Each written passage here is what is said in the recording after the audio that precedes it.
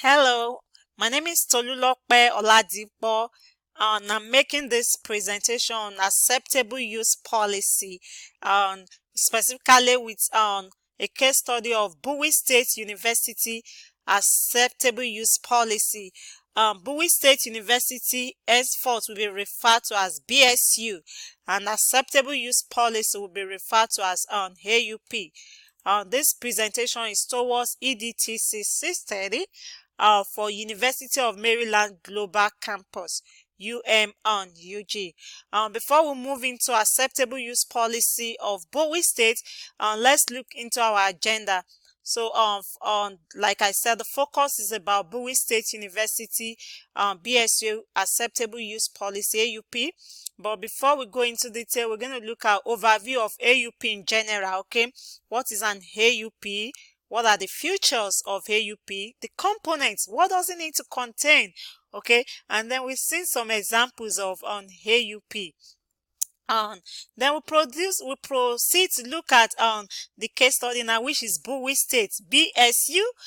Look at BSU student and teacher AUP. The importance of BSU AUP, expectation from users who are, the stakeholders, the staff, faculty, students, and external users like vendors and contractors, parents, visitors, and so on. Then what are consequences when a user violates these policies? The regulatory authority, why did Bowie State design the policy in the first place? Limitation of the AUP. We're looking at the tips and recommendation for teachers as regarding abiding with the policy, tips and recommendation for schools, employers, organizations, and tips and recommendation for students. Then the references, okay, the sources of this information. And then what is next after this presentation? What next? Questions. Okay, all right. Let's look at Bowie State.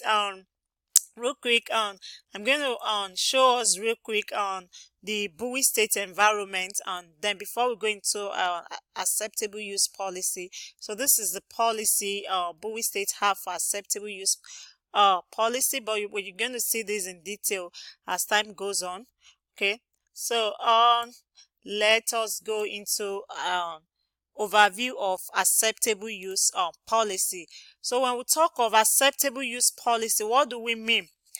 An AUP generally is an agreement between two or more parties to a computer network. So the parties express in writing, it has to be in writing. They're going to put it in writing their intent to adhere to certain standard of behavior with respect to use of specific technology, okay, in an organization. It's not only for the school environment alone. Okay, so let's look at some definition, okay, from institutes like SAN Institute has said AUP protect users. Yes, protect the user from risks, because when these the rules are set for users who follow the rules, then they are being protected from risks. Okay, acceptable use standard could say do not download on unknown email, or don't click on unknown link. Okay, that way you're being protected as a user from virus attack, from intrusion. Okay, and that's SANS Institute definition. And we have other definition of AUP. The University System of Maryland, I've chosen to look at the definition by USM because like I said, our case study is Bowie State AUP, and Bowie State is one of the institutions of the USM, University System of Maryland. So according to USM, acceptable use policy are standards and procedure that address the responsible use of institutional computing resources. So that's what I was saying. It's not just about the computer itself. We're talking about computing resources now. We're looking at the internet, the email, okay, the laptop loans, okay, for institutions that have laptops loan, the IT infrastructures as a whole. Okay, that's the definition from USM. So we're looking at some authoritative definition of acceptable use policy. And looking at all these different authoritative definitions, they are all saying the same thing. It's about responsible use.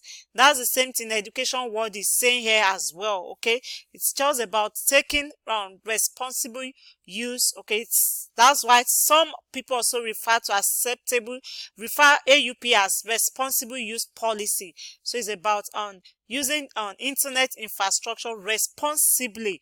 Okay, paying attention to the terms and conditions set in the policy. Now, based on all of these definitions, I've come up with some working definitions. So I said it's a policy that a user must agree to follow in order to gain access to the network or internet. That is true. Either expressly or impliedly, users must agree to follow this. Now, it depends on how it's being done in different environments. Some environments, the user needs to sign agreement form. Okay, in some, you just need to have town hall meeting, like what is obtainable in Bowie State.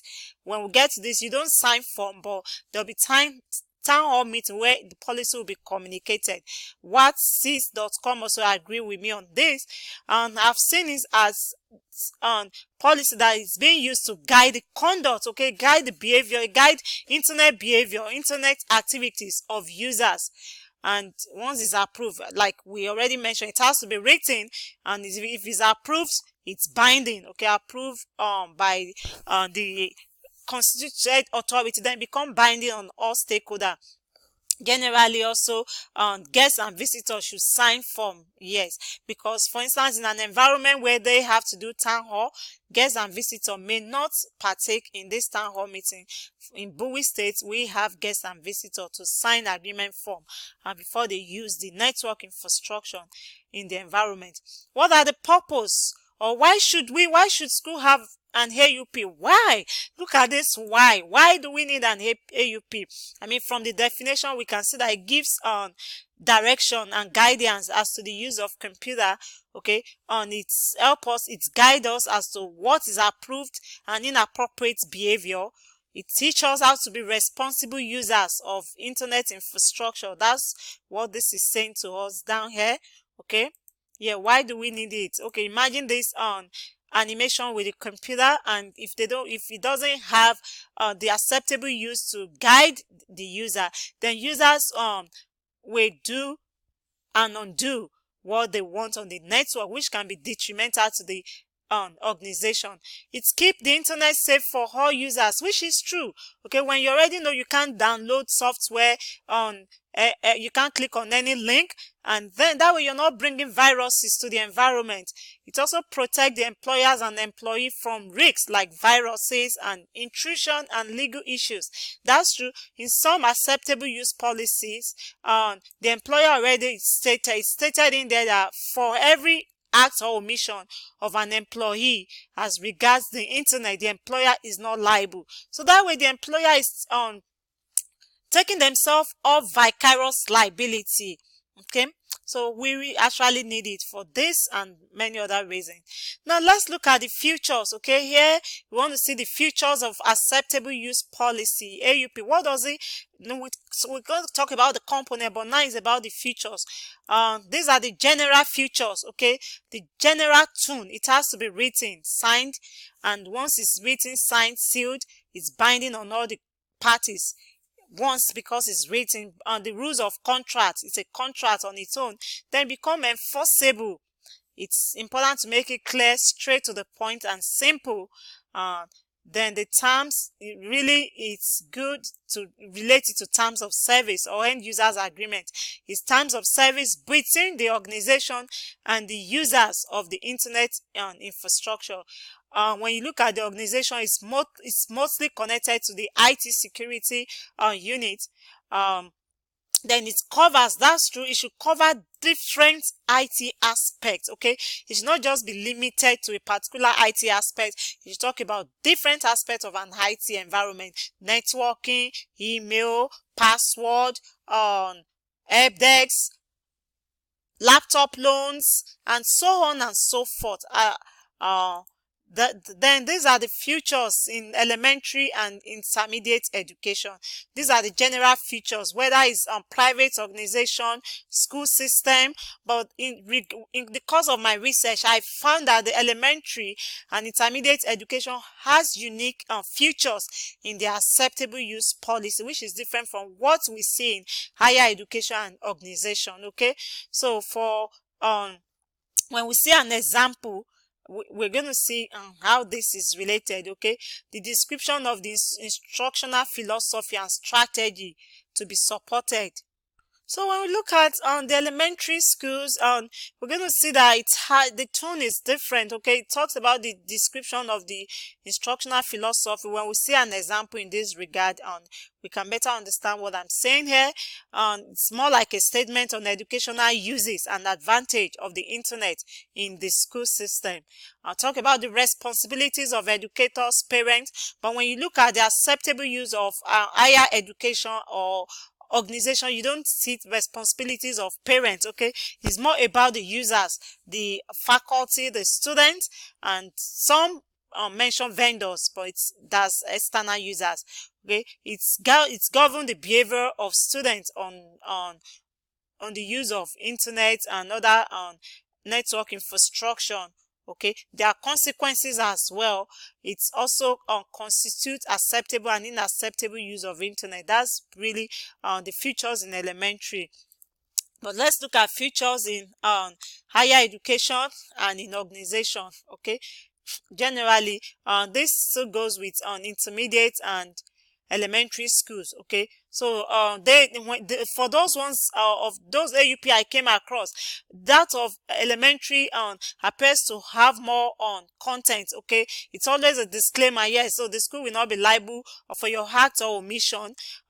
It's come as a statement that tells the user that the internet access and use of computer network is a privilege. Okay, yeah, these are tones that I observe in most of the elementary and intermediate education AUP. Okay, and in some of them too, teachers, parents, students need to sign those AUP. This is not different. Now, this is not present in what we see in higher education. Okay, let's look at the components of an AUP. Okay, like I said the features are different. The features are generic aspects of an AUP. What make an AUP? Okay, the components now, the general features goes with what we see in higher education and in organization. So, but I've observed that of elementary and intermediate education are different. That's why I've provided us with those features that they have. But generally, all AUP should have a preamble. Okay, it's let us know the purpose, the technology covered. Okay, the users that the AUP covered, the intent and purpose. What does the AUP aim to achieve? Definition section, the applicability, the scope of the policy. Okay, this is just an instrument on the overview and the preamble section, the policy itself. So this is where you see the acceptable behavior, the unacceptable behavior, and then the compliance and enforcement. Okay, let's talk about the sanctions. Okay, the sanctions and related standard and policies. So the policy and compliance, like I said, talk about the sanctions. That's all right. On compliance, like I mentioned, we look at the violations and the sanctions when you violate. What are the sanctions? Related standard and policy and procedure. Yes, remember the preamble normally mention the policy and procedures covered by the AUP. So there should be related standard as well. So let's look at some sample on AUPs. Okay, so I'm going to bring in an AUP for UMUC. Okay, look at that of UMUC. You see, it covers all those components. This is an example of UMUG. I'm sorry, University of Maryland Global Campus, UMUG. Yeah. So this talk about the purpose, the originator, and some standard don't have this, but this is a good practice. The purpose, applicability. That's in the other you saw in the presentation on the components. The component section on mention the applicability. Yes, so that's the users the what is acceptable and the appropriate behaviors. Those are the acceptable use, and the inappropriate behavior. Then the enforcement. Here we're talking about the sanctions, and then these are related policies. Okay, that's so I'm going to compare UMUC